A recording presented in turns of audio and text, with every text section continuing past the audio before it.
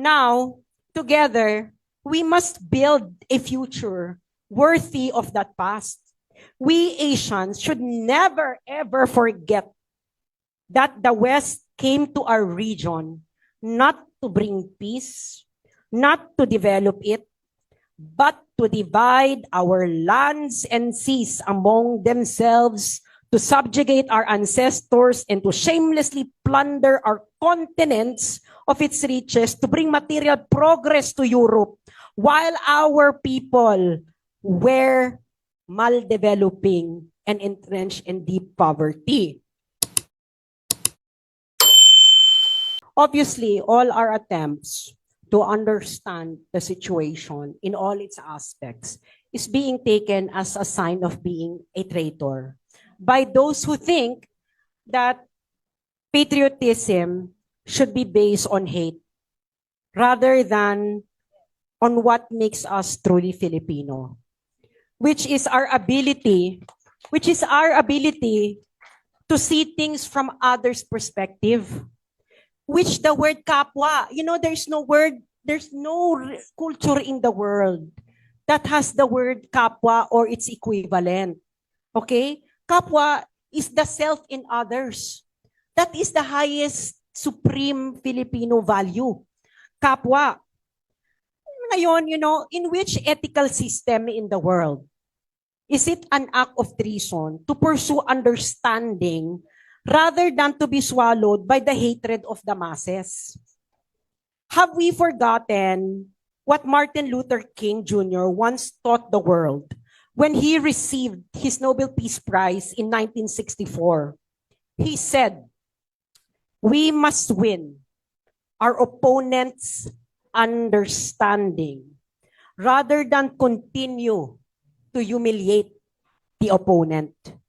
Because seeking to humiliate is to annihilate rather than convert." Have we forgotten what the Holy Bible said? Diba, we are a Christian nation. Blessed are the peacemakers, for they will be called sons of God. Have we forgotten how the Prophet Muhammad and his followers made peace with the pagans of Mecca through negotiations and a treaty? To our Asian brothers and sisters, from the great old civilization China, let me tell you something about the national psyche of our very young country. Your people have a national identity that can be traced back thousands of years. Our identity is a product of Western colonization. We might be the only one in Asia who didn't defeat our colonizer. We did once, but the Declaration of Independence of 1898 was quickly stolen by the United States. So we are a deeply subjugated people. However, just like you, our Chinese brothers and sisters, we still have unhealed trauma from the past.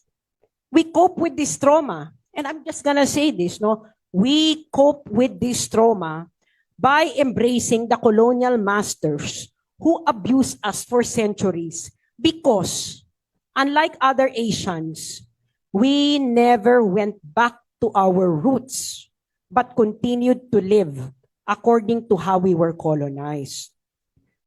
Now, China, like your near sea, our seas, the sea surrounding the Philippines, had been a source of our vulnerability.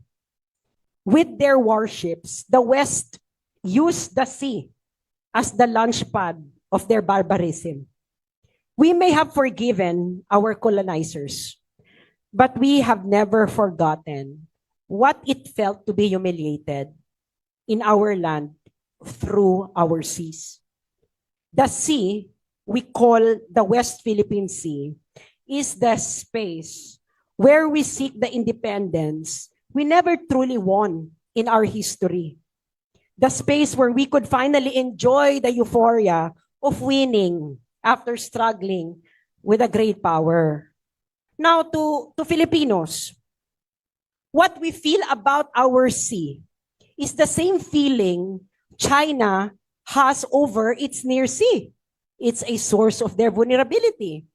It is through the weakness of their sea defenses that China experienced the same kind of humiliation we experience. But they experience worse than us, to be honest. Have we forgotten what our national hero Jose Rizal once said about China? Okay, this is what he said. China will consider herself fortunate if she succeeds in keeping herself intact and is not dismembered or partitioned among the European powers that are colonizing the continent of Asia. But China wasn't so fortunate.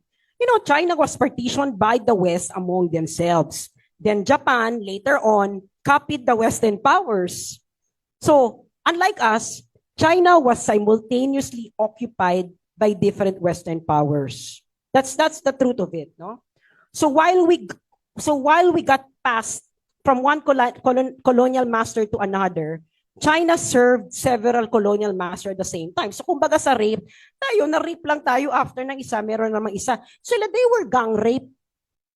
You know, China was gang rape. So for China, it's South Sea. You know, that's what they call the South China Sea. The South Sea is a sea where it wants to be strong, just like us. So it could never be subjected to the same kind of humiliation.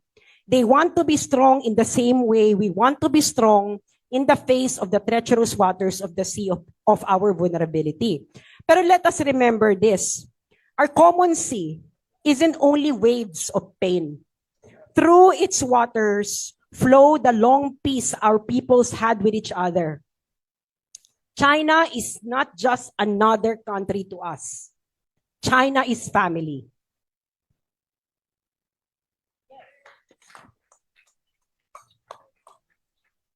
Our great hero Jose Rizal has Chinese ancestry. We share the same blood. Why should we throw away a millennia of peace in order to pursue goals that can be reconciled if you will just be patient enough?